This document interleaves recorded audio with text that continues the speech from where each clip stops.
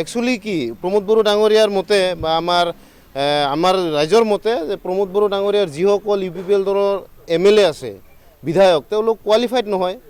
সেইকাৰণে অসম চৰকাৰে হয়তো মন্ত্ৰিত্ব দিয়া নাই আৰু BPF চৰকাৰৰ দিনত হাগ্ৰামা মহিলাৰী ডাঙৰীয়াই 3জন মিনিষ্টাৰ আনিছিলে আমাৰ BTCৰ উন্নয়নৰ ক্ষেত্ৰত BPF দলৰ পৰা ৰিহন দৈমাৰী ডাঙৰীয়া আছিলে চন্দন ব্ৰহ্ম ডাঙৰীয়া আছিলে প্ৰমীলা ৰাণী ব্ৰহ্ম ডাঙৰীয়া আনি আছিলে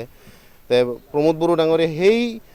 মানে ধৰণৰ পৰিৱৰ্তন কৰিছে যি পৰিৱৰ্তনত BTCৰ মানে ধ্বংস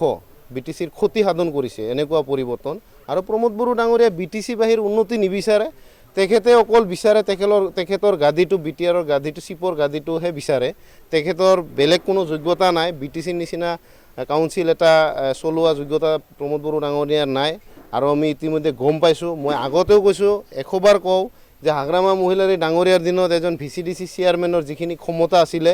বৰ্তমান প্ৰমোদ বড়ো ডাঙৰীয়াৰ দিনত এজন EMৰ সেইখিনি ক্ষমতা নাই স্পষ্ট কথা কৈছোঁ আৰু প্ৰমোদ বড়ো ডাঙৰীয়াই কেতিয়াও BTCৰ উন্নতি নকৰে তেখেতে ক্ষতিহে সাধন কৰিব আৰু এয়া BTC বাসী ৰাইজে বুজি পাইছে আৰু হাগ্ৰামা মহিলাৰী ডাঙৰীয়াৰ লগত বিভিন্ন জাতি জনগোষ্ঠী ওলাই আহিছে আমিও নৱপ্ৰজন্ম হিচাপে ওলাই আহিছোঁ যে আমাৰ BTCৰ উন্নতি আৰু শান্তিৰ কাৰণে হাগ্ৰামা মহিলাৰী ডাঙৰীয়াৰ দৰে এজন ব্যক্তি